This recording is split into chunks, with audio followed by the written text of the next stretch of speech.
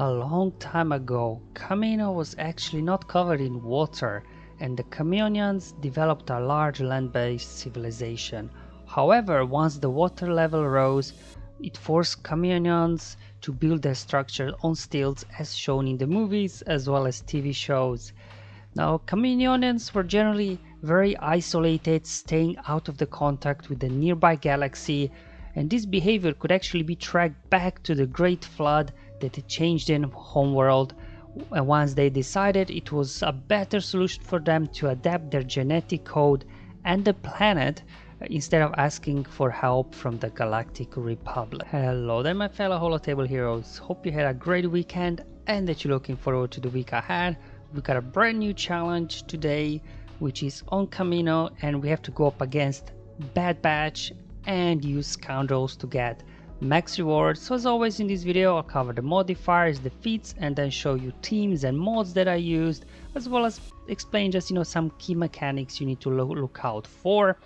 Now if you're not interested in all of these details, you want to skip through to the battles, there'll be a link in the description below to YouTube chapters as always. So in this one I'll show you 3 battles actually, because I understand not everybody will have the same Scoundrels available.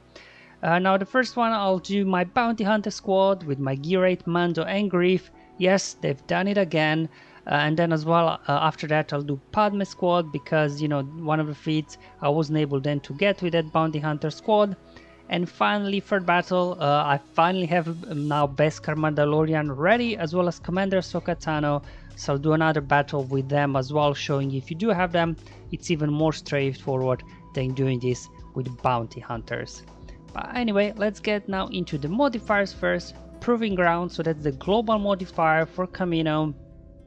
It's a very old modifier to be honest. Sure, you lose 80% of all the stats, and then you get superior training ability, so every time you use, you then get some of these stats back. But then you just miss a turn, your character, when you use that. So to begin with, probably you will just want to use all your specials, and then maybe later on, instead of using basics, you might want to use it to get some of those stats back. But definitely not like a modifier here that we'll be using a lot to begin with, but everybody will be very squishy, they won't hit hard. Anyway, the modifier here for your Scoundrels, which is a bit of an odd one because it doesn't really give you a whole boost here to your Scoundrels. It's just really you're able to dispel the buffs and then copy those buffs from them, so it's a bit of a strange modifier here that doesn't really help us a whole lot aside from dispelling the pre-taunt there on Wrecker. Now the modifier for Bad Batch, well, for clones, it's Dauntless Courage, and they'll get some stacking buffs which will boost their damage and everything. So definitely their modifier is slightly better probably than ours in this case, but in overall it won't really matter because they won't really get a lot of turns and they won't really be able to stack this buff a whole lot. The feats themselves, they're kind of straightforward. You have to complete the battle, win after attacking out of turn 20 or more times. Again, this feat kind of probably could get done with Bounty Hunters or Scoundrels, so definitely it's possible here to do all feats in one battle, but the teams that I have available were not able to do that, hence why I had to use Padme to get some of these feats done. Again, you have to win without losing a unit. My Bounty Hunters are squishy, so I will be losing units. And then as well you have to win with a full team of Scoundrel units. And we're facing their Bad Batch, and once Bad Batch gets rolling, you will be in trouble. So definitely we'll want to overpower them. That's why here I'm going with Jungle Lead, which will give us plus 30 speed for our Bounty Hunters. And to get the contract from for your Bounty Hunters with Jungle Lead, you have to deal damage to debuffed enemies. So with that in mind, you will have to kind of tweak your speed level so that Boss goes first, Boba goes second, and then Django, and then of course Grief and Mando as well. Here we go. So we got Django here. Let me just show you the mods. I put some damage on him. So his speed is at 314. He's Relic 7 because he's now needed for Galactic Legends. And my Boba, yes, he's Relic 8. I needed for Executor him to get him all the way to Relic 8. But even with lower relics, this should still work, I think. Then we've got lots of speed on him, 322, but remember he still needs to be slower than Bosk. And as well, I put a lot of potency on him, actually as much as I could here. because it's quite important that he lands his AoE ability block on everybody to open up, or at least on Echo Hunter. Alright, there we go. So he's at 322, faster a little bit than Django, and finally Bosk here. He will need to be the fastest, so mine's at 329. He can get a taunt up, get frenzy, and then he'll be getting lots of turns after that. That's why he should be first in your team for sure. Now let's look at Grief here. My Grief there, probably if you do have gear 12 or Rally Grief, you probably could make him a lot faster that he goes straight after Bosk. That's okay as well, but mine there, however, is at 258, but hopefully this will be enough, because from OG Mandalorian, whenever he critically hits, we'll be getting some bonus turn meter. So even though both my Grief and Mandalorian are gear 8, a bit on the slow side, hopefully they can still get a turn out there, because Echo and Hunter on the enemy side, they will be very fast. That's why it's key to land ability blocks. Alright, here we go. Get a taunt up, and this is the key now here with Boba. You absolutely want to land ability blocks, definitely on Hunter and Echo, because they're very fast. You will want to land debuffs on everybody, because remember, then Django's AoE deals damage to all of them. Get the contract towards you. And now let's just go on Omega here, start attacking her, call Django for an assist, for a double tap. Another mass assist coming from Grief, contract triggered. Let's land that ability block yet again on Echo. Let's see if we can do a big hit on somebody here. Who do we take go out? There we go, there goes Echo. Now Tech, try to blow him up. There he goes, ready for disintegration. Thank you, Hunter, for playing, and there goes Wrecker. So as you can see, Bounty Hunters, even with Gear 8, Grief, and Mando, getting the job done for me yet again.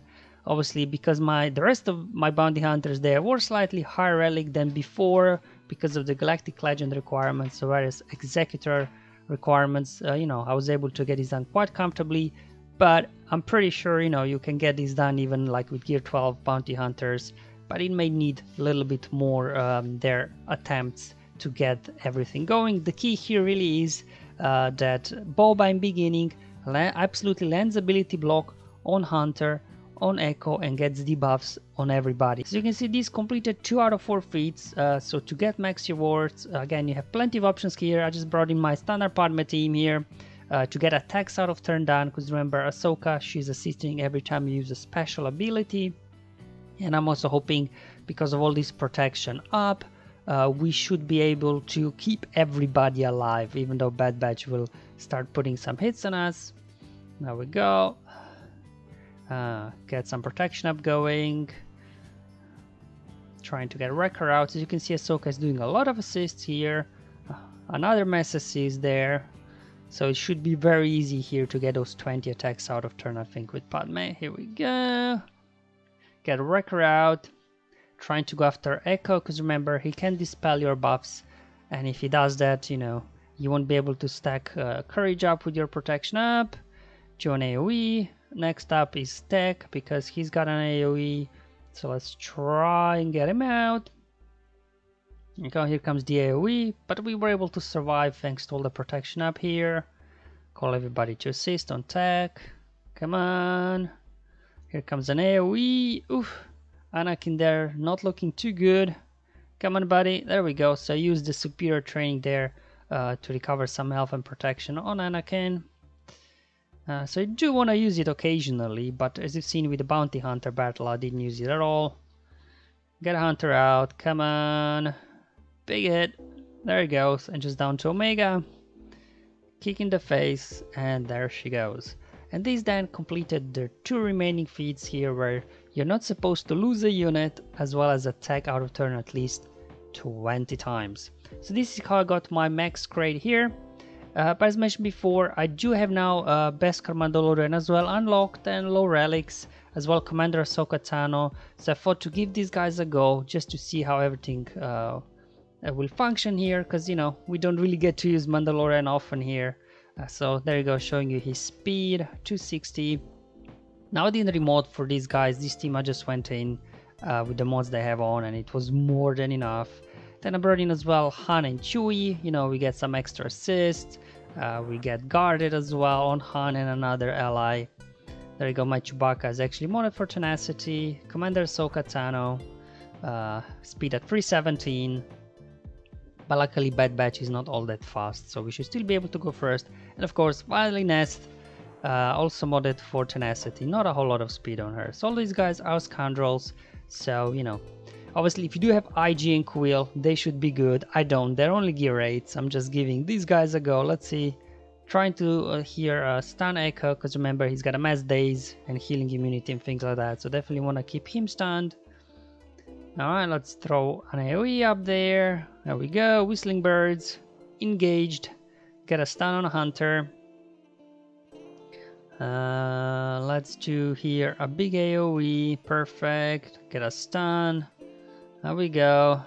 Let's try and push back Thermometer on Echo. Sorry, on Tech. Get a stun on Echo. Alright, so just keep these guys under control if we can. There we go. Whistling Bird is ready to be used. And oh, Hunter actually survived that one. Alright, Nest and Chewbacca finished him off. There we go. Force Leap. Goodbye Wrecker. Another AoE from Chewbacca coming in. Basic on Omega, another basic, there she goes, and boom, there goes Echo. And there you go guys, that's how I completed today's challenge. I did my bounty hunters first with Gear 8 Griff and Mando, and they never disappoint, they always deliver it for me. However, I did need Padme there to kind of get, you know, those couple of feats done as well to unlock the max rewards. And also, if you do have Beskar Mandalorian, he works great here, especially with Commander Ahsoka Tano. Now, if you do have IG and Quill, they are definitely a great option. If not, just throw in Han and Chewie as I did, and those guys got the job done as well. Thank you for watching. I hope you find this video useful and helpful. Let me know in the comments below or on my Discord server. But until then, have fun, enjoy your life, and may the RNG be with you, my friends.